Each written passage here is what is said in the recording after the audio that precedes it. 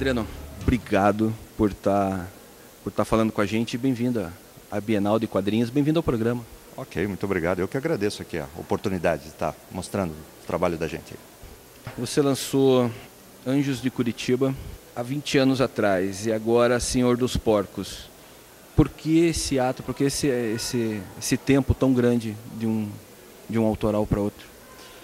A dificuldade de publicação é basicamente o que me fez levar todo esse tempo, né? Não que eu tivesse parado de estudar, parado de fazer mesmo, de desenhar, de tentar experimentos na área, mas a dificuldade de publicação na época era muito maior. Então, quando você começava a fazer o trabalho, você já imaginava, bom, como que eu vou divulgar, como que eu vou fazer isso chegar às pessoas, né?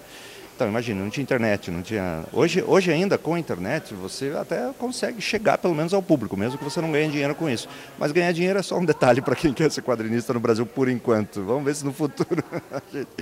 Então, foi basicamente por isso mesmo, sabe? Eu cheguei a entrar no mercado americano, que daí não é um quadrinho autoral, né? Mas para trabalhar como desenhista. Esse Sossego, me fale do Sossego. Sossego é uma obra que quando eu li um conto do Lima Barreto, o conto A Nova Califórnia dele. No momento em que eu li o conto, eu pensei, nossa, isso dá uma excelente história em quadrinho. O conto é realmente surpreendente. O final, ele é daqueles explosivos, assim, que me impressionaram muito. E o tema também me impressionou muito. O tema tem muito a ver com as coisas que eu quero contar, com o tipo de história que eu quero contar. O quanto as mesquinharias da vida nos deixam de reparar nas coisas mais permanentes, né? Isso está presente no Senhor dos Porcos, que é o livro que eu estou lançando agora, e está presente nesse conto do Lima Barreto. Aliás, isso é um tema bastante constante na obra do Lima Barreto. Quando eu li o conto, eu falei, nossa, mas é o que eu quero contar também, né? Mas, é claro, se fosse simplesmente repassar aquilo que o conto traz, não haveria por que eu fazer uma adaptação. Eu enxerguei ali novas possibilidades de expressão, né? Então eu percebi que se eu simplesmente invertesse a ordem cronológica dos acontecimentos do conto, a história automaticamente se converteria numa história de mistério, simplesmente fazendo essa pequena inversão. E eu percebi também que a época, eu poderia brincar com a época da história e poderia usar cenários e elementos de Curitiba para representar o que seria a minha versão de uma cidade que o Lima Barreto inventou, chamada Tubiacanga. Daí, como eu usei esses elementos de Curitiba, tal, acabou dando uma cara, como se fosse a minha Tubiacanga, né? Não apenas a minha interpretação, mas o meu... É como se algo do que faz parte da minha própria personalidade eu estivesse imprimindo a essa adaptação. Eu achei bacana, achei legal, resolvi fazer por isso. Muito legal, muito legal. E agora o Senhor dos Porcos. Para quem já viu, para quem já teve a oportunidade de ver, fantástico. Olha, parabéns mesmo. Obrigado. Eu que agradeço. Tudo que é elogio, a gente agradece. É o seguinte, o Senhor dos Porcos, ela nasce de um interesse absolutamente visceral que eu tenho pelo estudo de história e de filosofia de história. E essa época do Renascimento italiano é uma época que dá uma divisão, um divisor de águas na época. E por isso é que eu enxerguei nela grandes possibilidades de histórias a serem contadas, né? Essa Senhor dos Porcos, ela parte a princípio de uma história de gênero. A princípio poderia se imaginar que é uma história comum de gênero, uma história de crime, né?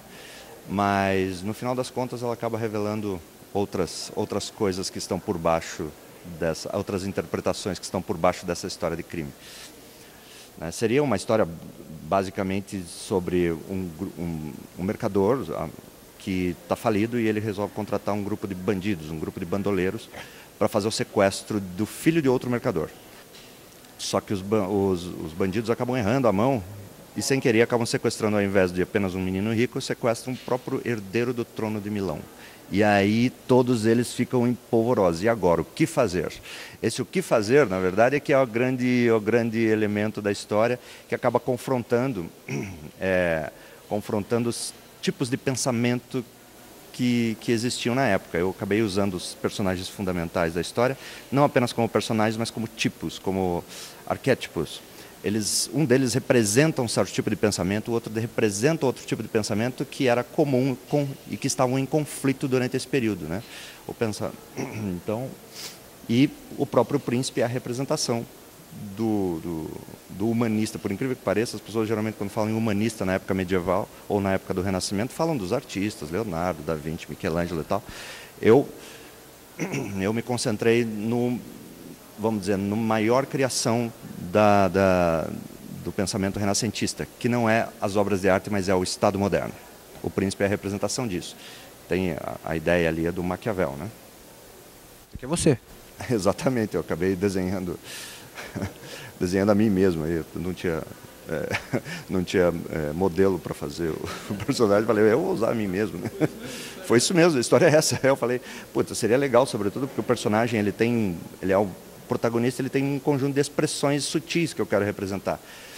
E então é interessante que eu tivesse alguém para dar aquelas expressões, né, para representar isso.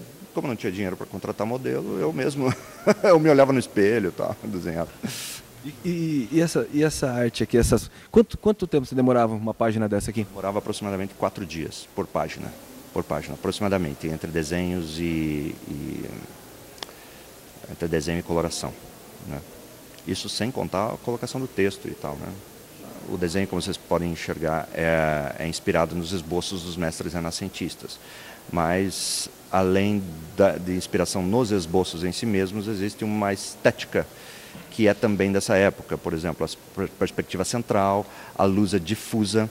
Apenas em um determinado momento, quando chega-se em uma determinada sala, a luz não se torna mais tão difusa, ela se torna mais barroca, vamos dizer assim, porque você precisa daí da dramaticidade típica do barroco para representar o que naquela sala está acontecendo.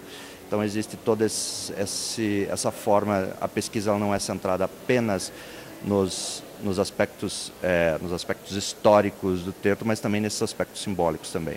Por exemplo, o elemento não, mas o cenário em que a história se passa, na maior parte dela, existem outros cenários, mas na maior parte dela são as ruínas de uma igreja, ou melhor, de uma abadia gótica. É um elemento simbólico que representa o fim da Idade Média, né? O fim de uma forma de se pensar, e o conflito desses personagens representa o começo dessa nova era, o conflito que existiu no Renascimento, que é o gerador do Estado moderno. O Estado moderno que, para o bem e para o mal, é o que nós vemos até hoje, né?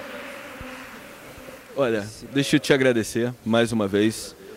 Cara, Adriano, o trabalho é fantástico, parabéns e espero que essa seja a primeira de muitas vezes que eu venha te entrevistar. Cara, eu espero que sim mesmo. Vamos torcer. Obrigado. Eu que agradeço bastante.